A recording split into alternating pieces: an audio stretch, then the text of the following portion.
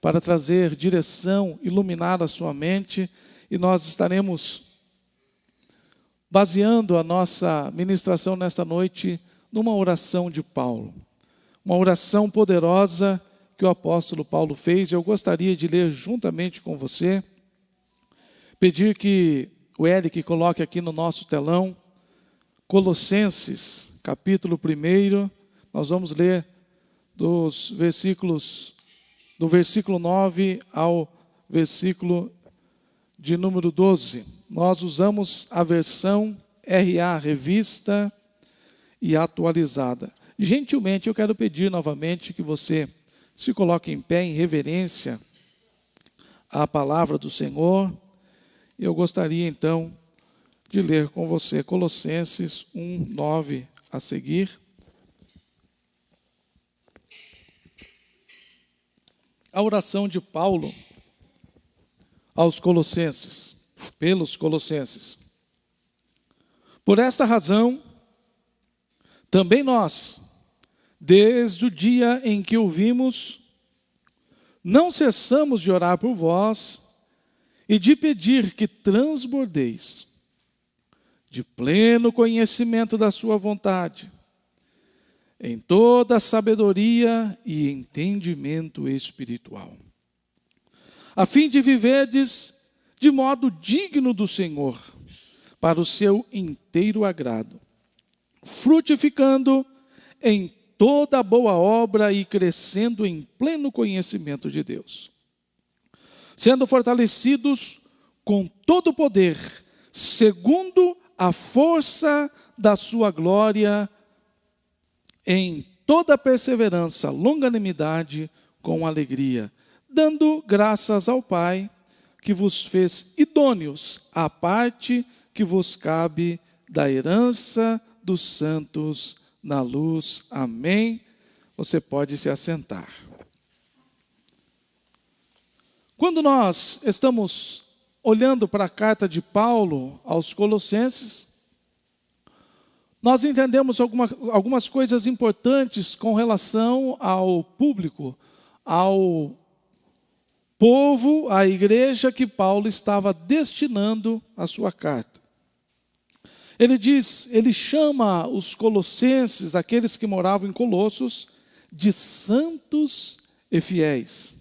Ele também menciona a respeito da fé, que era um povo da fé, que era um povo que andava em amor e um povo que produzia frutos e crescia. Então, é direcionado a esta igreja que Paulo está falando, que Paulo está escrevendo, que Paulo está orando.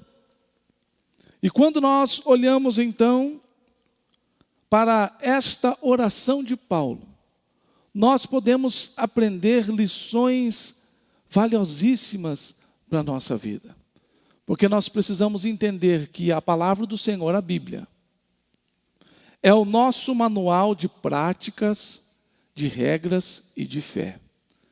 O cristão, ele não anda segundo as tendências do mundo. O cristão não anda segundo o conceito do mundo. O cristão não navega segundo as ondas e as marés da cultura deste mundo, mas o cristão, ele está firmado, tem a sua vida firmada, pautada na palavra do Senhor. E Paulo, então, ele deixa algumas lições poderosas e valiosas que eu quero compartilhar com você nesta noite. Eu tenho certeza que se você mantiver o seu coração aberto, se você se entregar sem reservas à palavra do Senhor, esta não é a palavra minha, esta não é a palavra desta denominação, desta igreja, esta é a palavra de Deus. Então, se você abrir o seu coração e se entregar sem reserva, se você não colocar nenhum filtro, se você falar assim, não, eu tenho alguma resistência com relação a isto, quem sabe a palavra não adentre e faça, não adentre o seu interior, o seu coração, a sua mente, e faça, produza o fruto para o qual ela está destinada. Mas mantenha o seu coração aberto, receba a preciosa palavra do Senhor, e veja as bênçãos do Senhor transbordando na sua vida. Então a oração de Paulo começa assim. Paulo está dizendo: olha, eu não cesso de pedir a Deus que vocês transbordem do pleno conhecimento da vontade de Deus. Então a oração de Paulo começa falando transbordar. E o que é transbordar? Transbordar é tornar cheio. Transbordar é completar. Transbordar é preencher até o máximo. Então Paulo está dizendo: olha, eu não cesso de orar e pedir que vocês transbordem do conhecimento da vontade de Deus. Irmãos, quando eu estava lendo esse texto, eu lembrei de algo que aconteceu alguns dias atrás comigo. Eu estava vindo pela Avenida dos Expedicionários, aqui em Campo Largo, e ao passar próximo àquele posto de gasolina que tem perto da companhia de polícia militar, começou um cheiro muito forte de gasolina. Eu pensei: será que o meu carro está vazando gasolina? Eu tenho que prestar atenção para o meu carro não pegar fogo. E aquele cheiro não cessava, aquele cheiro não passava, e eu vim dirigindo, prestando atenção. Uma hora o cheiro ficava um pouco mais fraco, outra hora ficava mais forte, mas quando eu estava aqui na Avenida Centenário, bem perto da Casa da Cultura, eu olhei e o carro da frente estava derramando gasolina. E eu então acelerei o carro, emparelhei daquele e falei: olha, pare este carro, está vazando gasolina, está transbordando a gasolina, e este carro corre o risco de pegar fogo, de incendiar. Então aquele carro, pelo longo da Avenida Expedicionário e Avenida Centenário, ele deixou um rastro, um cheiro, uma poluição. Então, quando Paulo está dizendo que ele estava orando para que aquele povo transbordasse, transbordar é isto, é ter mais do que o suficiente, mais do que se pode comportar, mais do que pode caber. Mas o crente, ele não pode transbordar de coisas erradas. O crente não pode transbordar de ódio, o crente não pode transbordar de maledicências, o crente não pode transbordar de fofoca, o crente não pode deixar um rastro de falatório, o crente não pode deixar um rastro de difamação, o crente não pode deixar um rastro de discórdia, de divisão. Não é isto que Paulo está dizendo. Porque muitos crentes, aonde passam, o rastro que fica não é um rastro muito bom. Porque ele está transbordando, mas não transborda daquilo que provém de Deus. O crente verdadeiro, assim como Paulo estava orando para os colossenses, ele está transbordando das coisas que vêm de Deus. O crente verdadeiro transborda de paz, o crente verdadeiro transborda de alegria, o crente verdadeiro transborda de esperança, o crente verdadeiro transborda da cura, o crente verdadeiro transborda de unção. Eu lembro quando estava fazendo o curso de psicologia em Curitiba, e uma das coisas que mais me marcou é que ninguém sai ileso de um encontro. Se você está, eu já falei várias vezes isso aqui na igreja. Estou andando na rua, não preciso nem conversar com o Ney. Eu estou andando de um lado da rua, ele está do outro, falo: ô Ney, tudo bem, tudo bem. Ninguém sai ileso de um encontro desse. Eu falo: o Ney não estava alegre como estava antes, o que será que está acontecendo com ele? Eu achei o Ney mais alegre do que o comum. Alguma coisa boa aconteceu. Então ninguém sai ileso de um encontro. Todos nós, quando encontramos alguém, nós podemos deixar um rastro positivo ou um rastro negativo. É por isso que o crente tem que estar transbordando. O crente está andando na rua, ele encontra alguém: um amigo, tudo bem? Não está tudo bem, eu estou com um problema. Olha, eu sirvo um Deus que resolve problemas. Se o crente está transbordando da alegria, da esperança, da salvação, da unção, ele encontra com alguém: como é que vai a vida? Não está muito bem, eu estou doente. Eu sirvo um Deus que cura qualquer doença, qualquer enfermidade. O crente está andando na rua, de repente encontra um amigo, como é que vai a vida? Olha, eu estou quase me separando do meu esposo, da minha esposa, e o crente que está transbordando daquilo que é bom, daquilo que vem do céu, daquilo que é sobrenatural, lhe diz: o meu Deus é especialista em restaurar aquilo que está indo de mal a pior.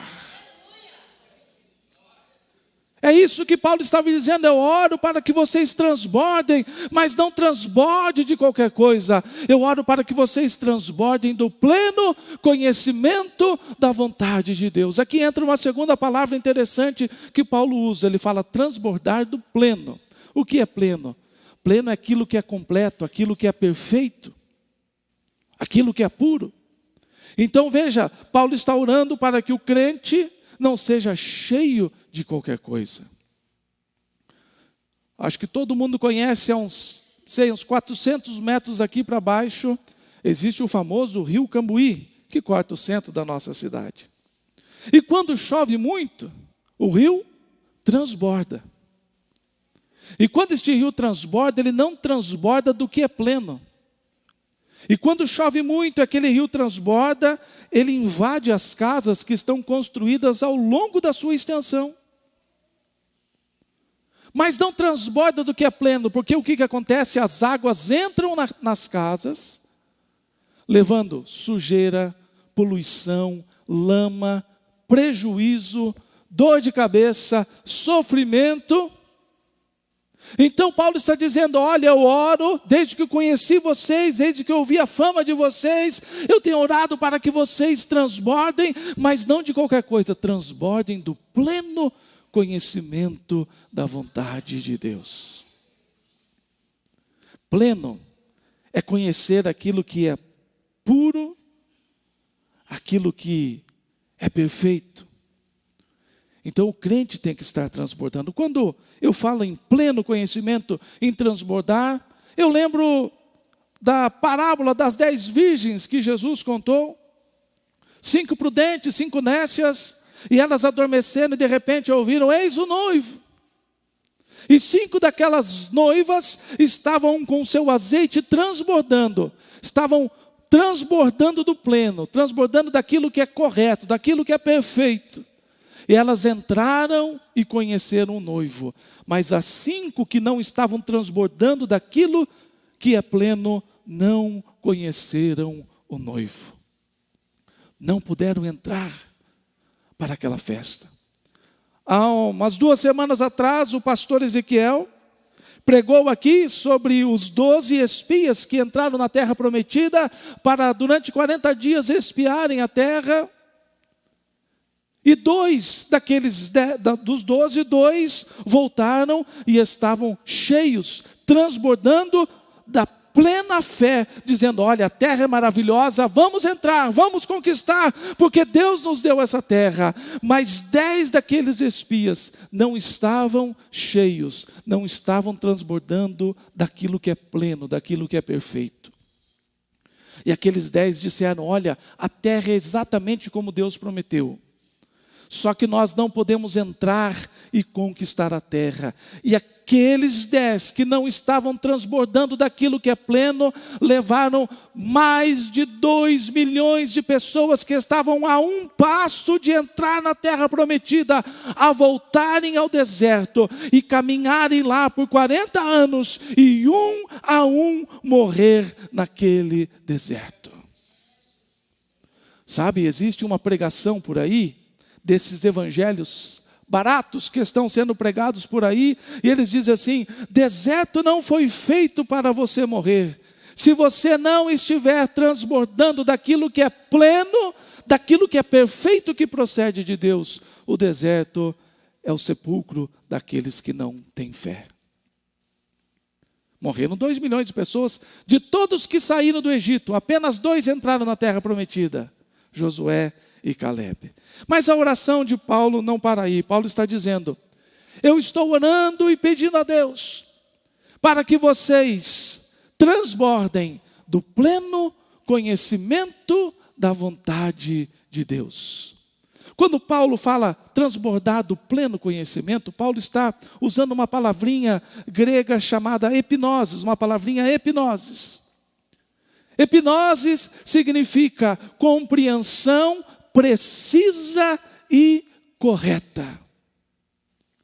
Precisa e correta. Então Paulo está dizendo: eu oro para que vocês transbordem daquilo que é pleno, para que vocês venham conhecer com precisão e de forma correta qual é a vontade de Deus para a sua vida. Quando eu olho para esta palavra conhecer, epinoses, compreensão precisa, compreensão perfeita, compreensão correta. O que eu lembro? Eu consigo entender que muitos crentes não têm a compreensão perfeita e correta da vontade de Deus para a sua vida. E como é que a gente identifica o crente que não tem o conhecimento, a compreensão precisa e correta da vontade de Deus para a sua vida? Quando começa o eu no negócio. Olha, eu acho que isto não tem problema. Eu acho que isto não é pecado. Eu acho que isto não tem nada a ver. Eu acho que Deus quer que eu case. Eu acho que Deus quer que eu fique solteiro. Eu acho que Deus quer que eu seja um pregador. Eu acho que Deus quer que eu seja um cantor. Olha, eu acho que Deus quer que eu troque de emprego. Eu acho que Deus quer que eu mude de cidade. Então, quando entra esse eu acho, significa que o cristão ainda não conheceu com precisão qual é a vontade de Deus para a sua vida. Mas eu gosto de dividir este eu acho em dois aspectos. O primeiro aspecto é o eu duvidoso. E o segundo aspecto é o eu soberbo. Porque nós não podemos generalizar ou colocar todo mundo no mesmo saco, como diz o ditado. Porque algumas pessoas realmente estão confusas. Existem alguns cristãos que realmente estão confusos porque ainda não tiveram a compreensão precisa e correta do que Deus quer para a sua vida. Eles continuam a vida cristã na dúvida. Olha, eu acho que Deus quer isso de mim. Eu acho que Deus quer me usar. Eu acho que Deus quer que eu seja evangelista. Eu acho que Deus quer me usar naquele ministério da igreja. Eu acho que Deus quer que eu faça... São crentes que vivem na dúvida. Mas Paulo está orando e dizendo: eu oro e peço ao Senhor para que vocês transbordem do pleno conhecimento da vontade de Deus. Eu oro para que vocês cheguem num estágio espiritual, que vocês tenham uma compreensão precisa, perfeita e correta da vontade de Deus. Então, o primeiro aspecto, irmãos, é do eu duvidoso. É o crente que está na dúvida. Mas não só fica por aí. Existe o segundo aspecto do eu acho, que é o eu soberbo. Eu acho que é assim e ninguém muda. Eu acho que é assim e não tem pastor que manda em mim. Eu acho que é assim e não vai ser a Bíblia que vai me mudar. Eu acho que isso não tem problema. Eu acho que isso não é pecado. Eu acho que isso aqui não faz o menor sentido. Este eu acho soberbo está levando muitos crentes para o inferno. Eu acho. Então veja bem, o que Paulo está falando? O que Paulo está orando? O que Paulo está pedindo a Deus? Paulo está dizendo: ei, Colossenses, desde que eu ouvi falar de vocês, eu não cesso de orar a Deus e pedir que vocês, oh aleluia, transbordem, não de qualquer coisa, mas transbordem daquilo que é perfeito, daquilo que vem dos céus, para que vocês não andem no eu duvidoso, para que vocês não andem no eu soberbo, mas que vocês compreendam qual é a vontade de Deus para a vida de vocês, e assim vocês se rendam a esta vontade e vivam, oh aleluia, o que Deus tem estabelecido para que vocês vivam. Oh aleluia. Desde que ouvimos a respeito de vós, não cesso de orar e pedir que vocês transbordem do pleno conhecimento da vontade de Deus. Mas Paulo, a oração de Paulo não para por aí. Paulo diz assim: mas eu estou orando também para que vocês transbordem de sabedoria e de entendimento espiritual. Quando Paulo está falando transbordar da sabedoria, não é a sabedoria com relação às coisas terrenas. Paulo está falando de uma sabedoria espiritual. E a palavra que Paulo usa aqui é Sofia Pneumáticos, que significa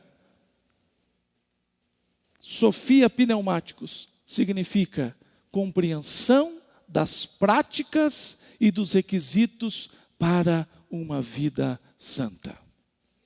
Se você olhar este versículo que nós lemos, o versículo 9, Paulo em algum momento está orando para alguma coisa terrena. Paulo não está orando, não que isso seja problema, irmãos, mas Paulo não está orando para que eles tenham um bom emprego, para que eles tenham um bom salário, para que eles tenham uma boa casa. Paulo está pedindo apenas coisas espirituais sobre a vida dos colossenses. Então, quando Paulo está falando de sabedoria, não está falando na sabedoria humana, está falando na sabedoria que vem dos céus, está falando sobre a sabedoria espiritual, Sofia Pneumáticos. A compreensão da prática, dos requisitos, da exigência, das regras para se viver uma vida santa. O que Paulo está nos ensinando? Que para eu ter uma vida santa, eu não posso viver do jeito que eu quero. A vida santa não passa pelas práticas que eu quero, que eu desejo para a minha vida. Paulo está dizendo: olha, eu estou pedindo a Deus que vocês transbordem de sabedoria espiritual. Ele está falando: olha, vocês precisam aprender as práticas que levem vocês a uma vida santa. Que vocês compreendam quais são os requisitos para uma vida santa.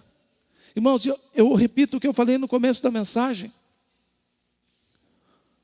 Não é a igreja quem determina o que você faz ou deixa de fazer para ser santo. Não é o conselho da igreja, não são os pastores. É a Bíblia que estabelece quais são as nossas práticas para termos uma vida santa. É a Bíblia que estabelece quais são os requisitos para uma vida santa. Então nós voltamos no tópico anterior dizendo: olha, eu acho que isso não tem problema, eu acho que isso não faz diferença nenhuma, eu acho que eu posso ir nesse lugar, eu acho que posso usar esse tipo de roupa, eu acho que posso beber isso, aquilo, outro, eu acho que posso usar. O que você acha não tem muito valor diante da palavra do Senhor. O que tem valor é o que a Bíblia diz que é. Então, por isso, Paulo não estava dizendo: olha, eu vou enviar um rabino, eu vou enviar um sacerdote, eu vou enviar um profeta, para que vocês entendam qual é a prática, quais são os requisitos para uma vida santa. Paulo está dizendo: eu estou pedindo a Deus que vocês transbordem de conhecimento das práticas e dos requisitos para uma vida de santificação. Agora eu tenho uma boa notícia para você. A Bíblia diz assim: sem a santificação, ninguém verá o Senhor. Sem a santificação, ninguém verá o Senhor.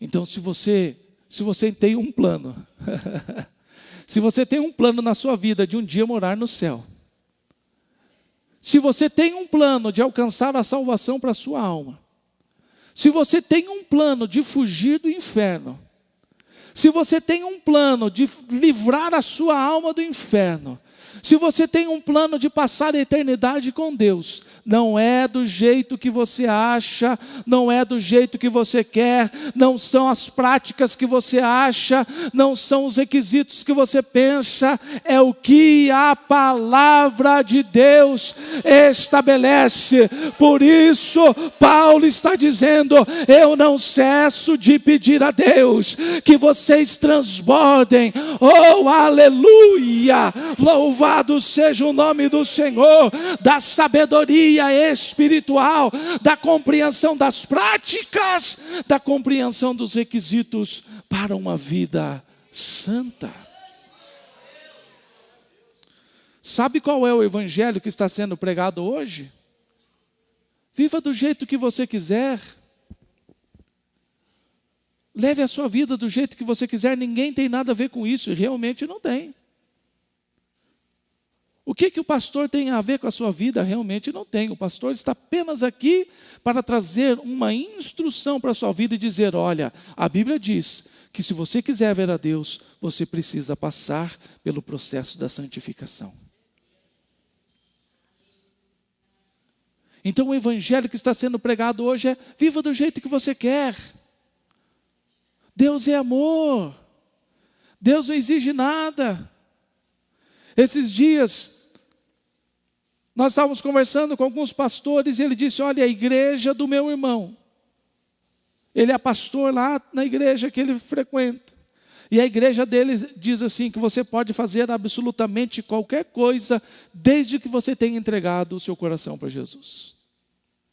Você pode beber, fumar, se prostituir, pode frequentar o ambiente que você quiser, pode andar do jeito que você quiser, a roupa que você quiser, o vocabulário que você quiser, ninguém tem nada a ver com isso, mas a palavra do Senhor não diz assim. Jesus disse: aquele que tem os meus mandamentos e os guarda, este é o que me ama. Quem diz que não existe mandamentos no Novo Testamento? Quem diz que não tem regras no Novo Testamento? Quem diz que a graça é uma libertinagem, uma anarquia? Paulo está orando. Veja, Paulo já estava no período da graça. Paulo estava orando e escrevendo e dizendo: meus irmãos colossenses, eu quero que vocês aprendam as práticas e as regras para uma vida de santificação, porque eu logo estou indo para o céu e em breve espero vê-los lá também. Aleluia. Mas a oração de Paulo não para aí. Paulo diz assim: eu não cesso de orar e pedir a Deus que vocês transbordem do pleno conhecimento da vontade de Deus, que vocês transbordem da sabedoria espiritual, mas que vocês também transbordem do entendimento espiritual. É o finalzinho do versículo 9. Em toda sabedoria e em todo entendimento espiritual. O entendimento aqui, Paulo usa uma palavrinha bonita, que é sunésios pneumáticos. Assim como existe a sofia pneumáticos, que é a compreensão das práticas e dos requisitos para uma vida santa, sunésios pneumáticos significa correr junto, fluir. E quando eu olho para esse versículo, por isso que eu chamo que esta é uma oração poderosa de Paulo. Porque quando eu estava lendo aqui, fluir, correr junto, sabe o que eu me lembrei? Eu gostava de, quando estava perto de rios que tem corredeira, eu gostava de pegar galhos. Você tira as folhas, tira tudo e deixa só o galinho. E você pega e joga. Não importa se o galho é menor ou maior, você joga aquele galho lá no meio da água. O que acontece? Aquele galho cai, não fica parado, não fica estático, não fica imóvel, mas aquele galho começa a correr na mesma velocidade da água. Aquele galho não fica parado, aquele galho não vai mais devagar do que a velocidade da água, aquele galho não vai mais rápido que a velocidade da água, aquele galho, ele está fluindo, ele está correndo juntamente com aquela água. E o que Paulo está nos ensinando? Dizendo, olha, eu oro para que vocês corram junto, para que vocês fluam. Paulo está fazendo um convite aos colossenses, e esse convite chega a mim e a você, que nós nos lancemos no rio do Espírito, e fluamos juntos com o rio do Espírito. Que você não fique parado, que você não fique estático, mas que você possa fluir com o rio do Espírito. Oh, xarabalabalabacarabacharabacai.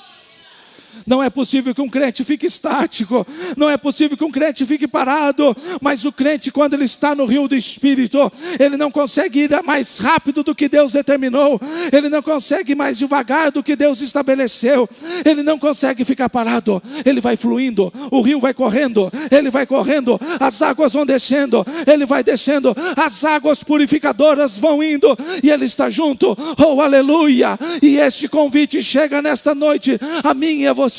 Vamos fluir no rio do Espírito, vamos correr juntamente com a unção do Espírito na nossa vida. Oh, louvado seja o nome do Senhor. Oh, xarabalabarabacai. Oh, aleluia. Quem sabe chegou alguém aqui dizendo...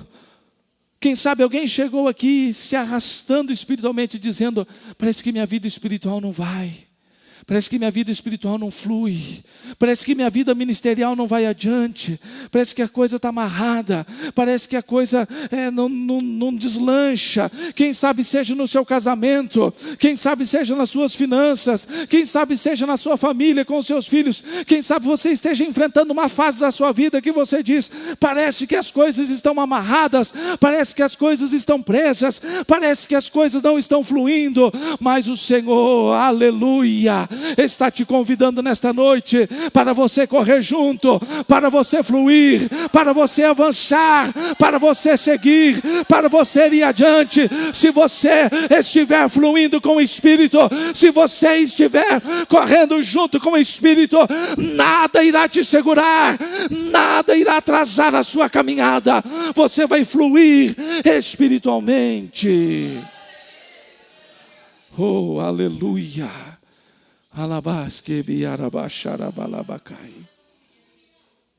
Paulo está dizendo e orando, olha, eu estou pedindo a Deus para que vocês transbordem do pleno conhecimento da vontade de Deus, transbordem da sabedoria espiritual, transborde do entendimento espiritual. Por que Paulo está pedindo esses benefícios espirituais?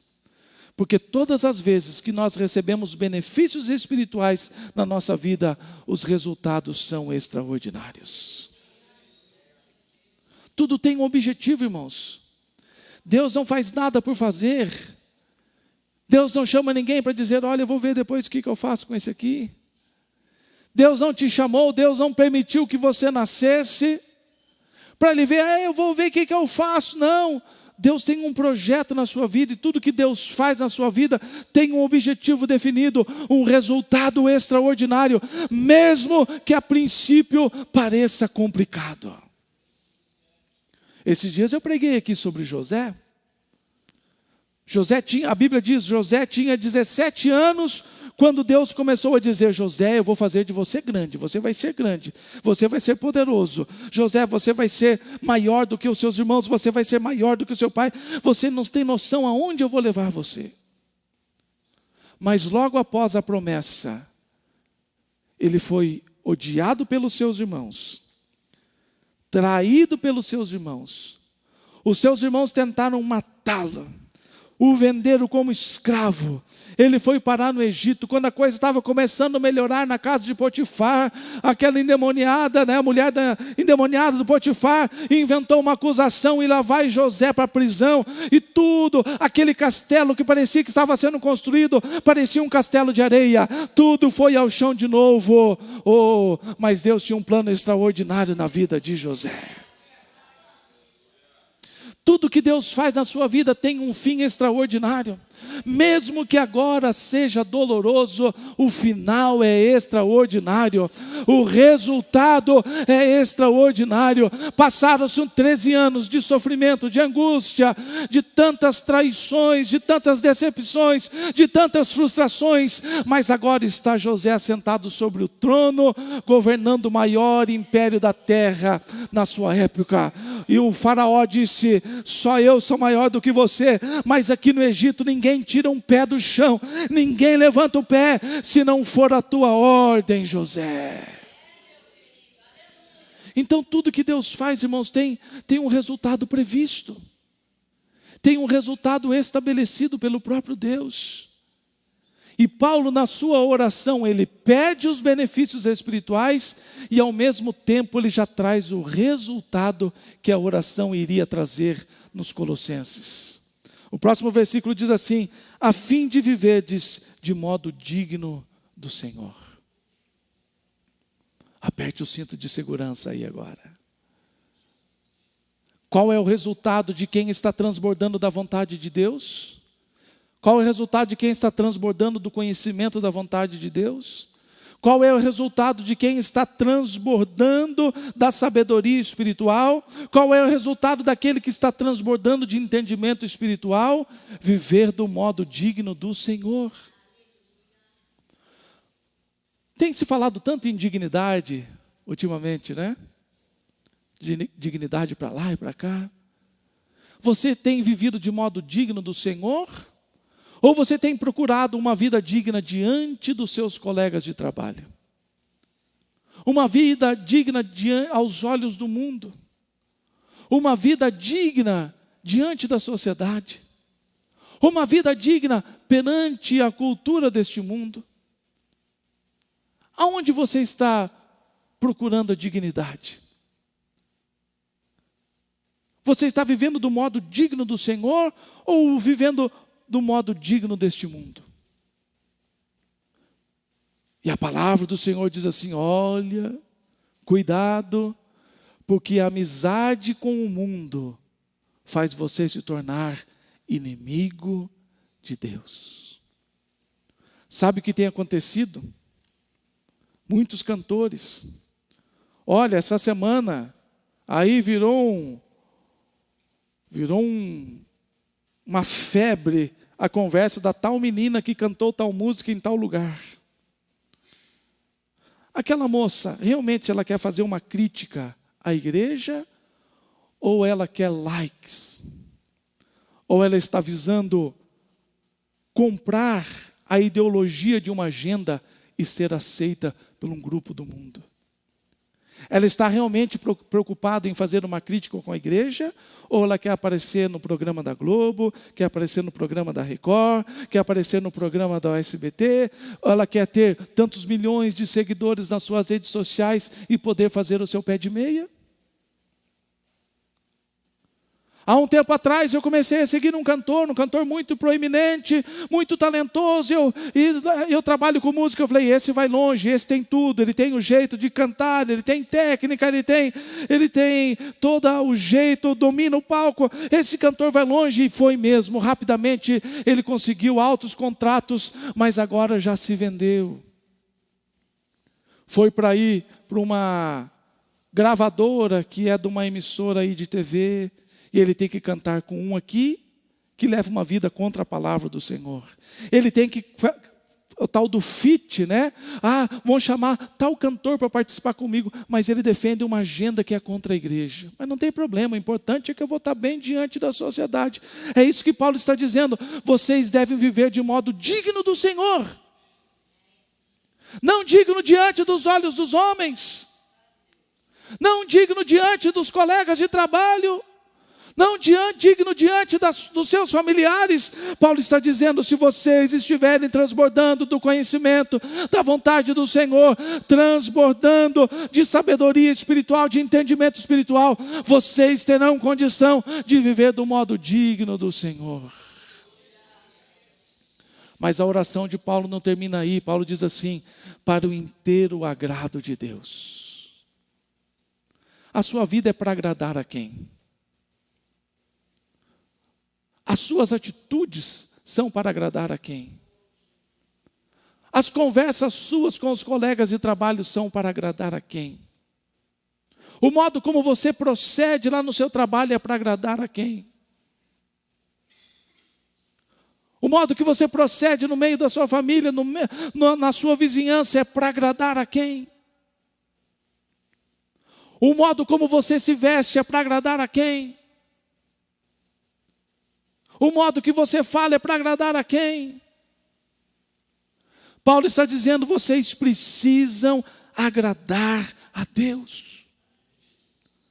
Sabe, nessas minhas orações, nesses meus jejuns que tenho feito, Deus tem falado muito forte no meu coração, que nós temos que tirar o eu do centro. Não é eu, não sou eu, não é para mim, não é por causa de mim, não é para mim, não é por meu, é Deus. A minha vida não é para agradar a mim mesmo, a minha vida é para agradar a Deus. O que eu visto é para agradar a Deus, o que eu falo é para agradar a Deus, os meus negócios para agradar a Deus, a minha vida digna diante dos homens é para agradar a Deus. Não é para agradar a mim mesmo, irmãos. É o evangelho barato, mesquinho. Se o pastor Fausto estivesse aqui pregando, ele ia dizer, o evangelho marca barbante.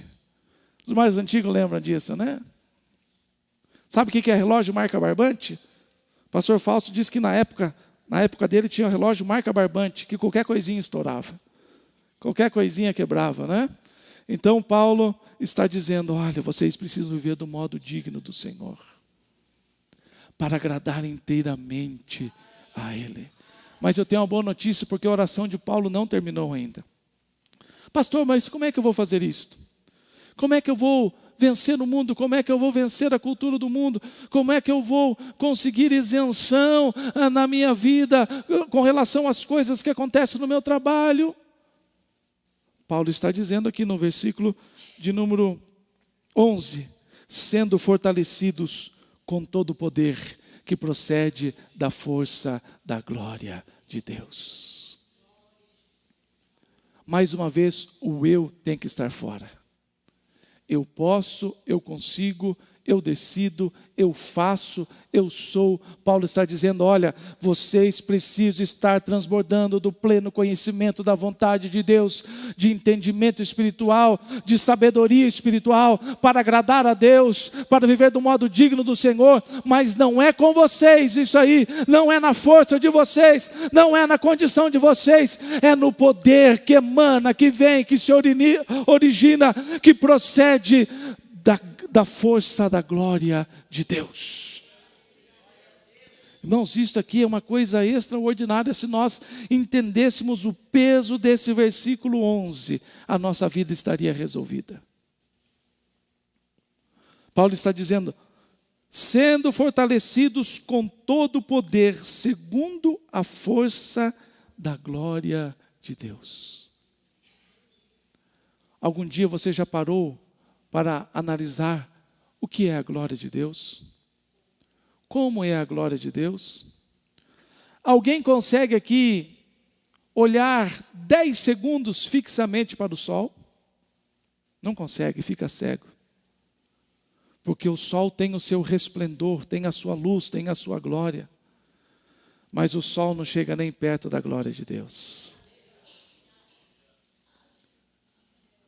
Se você olhar o sol no dia mais forte que ele estiver brilhando, na sua maior luz, na sua maior força, na sua maior potência, não chega nem perto da glória de Deus.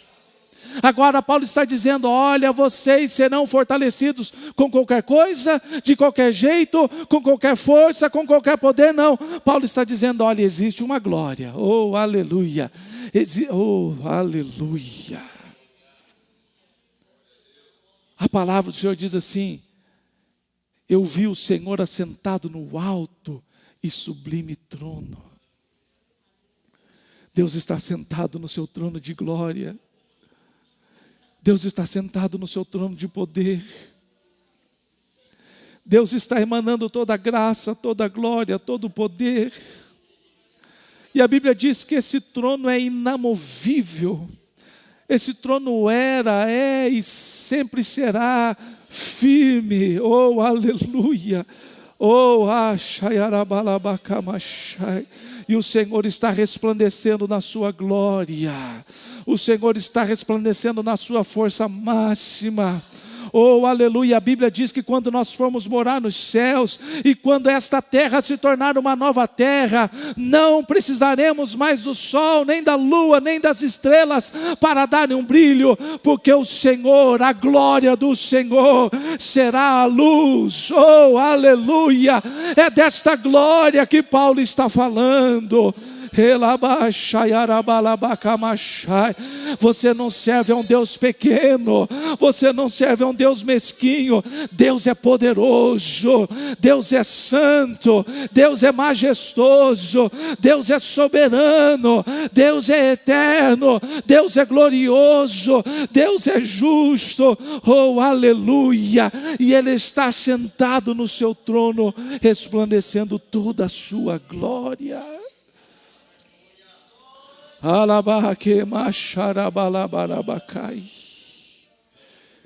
E o que Paulo está dizendo, olha, este Deus glorioso, a sua glória emana uma força. Então você não precisa caminhar na sua força. Pastor, como é que eu vou ter força para deixar as minhas práticas? Como é que eu vou ter força para abandonar o pecado? Como é que eu terei força de abandonar as amizades erradas? Como é que eu terei força para santificar a minha vida? Como a oração de Paulo está pedindo, não é na sua força, não se trata da sua força. Sempre quando a gente vai evangelizar alguém, quando a gente vai conversar com alguém, as pessoas dizem assim, olha pastor, quando eu deixar este vício, quando deixar o cigarro, quando deixar a prostituição, daí eu vou para a igreja, daí eu vou ficar. Não, não é assim que funciona. Ninguém tem força para se ver livre do pecado. Nós antigamente éramos escravos. Escravo não pode fugir, escravo não pode se fazer livre, escravo não pode sair a hora que quiser. Então não se trata de você e da sua força. Paulo está dizendo, tem um Deus glorioso, que da glória deste Deus emana uma força. Então você não está aqui pela sua força, você não venceu pela sua força, você não permanece em pé pela sua força, é a força que é emanada da glória de Deus. Oh, aleluia! Não é qualquer força que está aí passando na sua vida, atuando na sua vida, ativa na sua vida, é a força que vem do próprio Deus. A força de Deus está na sua vida, a força de Deus está no seu coração, a força de Deus está nos seus sentimentos, a força de Deus está nos seus pensamentos, a força de Deus está em você. Oh, alabacalabaxarabalabacai. E Paulo diz que a glória emana uma força, e essa força em nós se torna um poder. A palavra poder que Paulo usa aqui é a palavra dunamis, da onde vem a nossa dinamite. Eu não sei quantos conhecem dinamite. Quem sabe você nunca viu uma dinamite de perto, mas você já assistiu alguma reportagem do novo cangaço no Brasil. Eles pegam dinamite, vão lá naquela empresa que guarda dinheiro e com a dinamite eles explodem os portões de aço, eles explodem aquelas paredes de concreto. Não há nada que possa superar numa dinamite. Muitas vezes nós andamos por estradas, como subindo a serra aqui de São Luís do Purunã. Quando você está subindo a serra, muitas dinamites foram usadas ali e não houve pedra que resistisse e ficasse no caminho. As pedras foram destruídas porque a dinamite estava ali. Paulo está dizendo, vocês têm dunamis na vida, vocês têm uma força igual a uma dinamite. Vocês podem explodir o pecado, vocês podem destruir a mágoa, vocês podem destruir o sentimento de rejeição, vocês podem destruir o sentimento de desprezo. Oh, aleluia! Não há nada que possa ficar na frente do cristão. Ah, pastor, eu vou sair explodindo tudo aí? Espiritualmente, sim. Nós lembramos da história de quando a Jericó não quis deixar o povo passar. Jericó falou, não, ninguém entra aqui, ninguém vai passar por aqui. E Deus falou assim, é só rodear a cidade que a dinamite vai entrar em ação. Oh, aleluia, a dinamite, oh, aleluia, é só obedecer a Deus, é só obedecer às instruções de Deus, o poder de Deus está na sua vida. Ah, pastor, aconteceu tal coisa comigo, aconteceu um fato, mentiram, enganaram, trapacearam, traíram. Oh, pastor, e esse sentimento está aqui, você tem uma dinamite, coloque essa dinamite para funcionar. Oh, aleluia, não deixe que este sentimento domine a sua vida. Oh, aleluia, você tem poder para vencer. Ah, pastor, eu não consigo deixar daquele pecado, aquele é meu pecadinho de estimação. Você não tem força e nunca terá, mas você tem o poder de Deus na sua vida. Oh, aleluia, louvado seja o nome do Senhor, sendo fortalecidos com todo o poder, segundo a força da sua glória. Você veio aqui nesta noite para ser fortalecido pelo poder de Deus.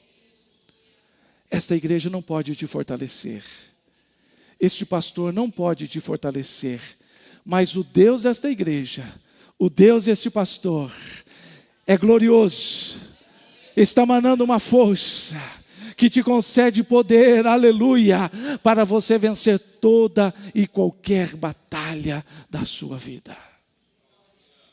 Por isso esta palavra é extraordinária. Está com problema no casamento? A palavra ensina a resolver. Está com problema financeiro? A palavra tem a solução. Está com problema com os pais ou com os filhos? A palavra é a solução. Está com problema no emprego? A palavra tem a solução. Esta palavra é poderosa e o Deus da palavra é vivo. O Deus da palavra é glorioso e Ele está emanando uma força que se torna em poder na sua vida. Não há problema que poderá resistir na sua vida. Pastor, eu cheguei muito doente, muito enfermo aqui nesta noite. O poder sarador de Deus está presente aqui nesta noite e você será curado. Oh, louvado seja o nome do Senhor. Aleluia. Oh, aleluia. Quero encerrar aqui fazendo um apelo, irmãos. Mesmo assentado, fique assentado. Paulo estava orando e dizendo: Senhor, que aquele povo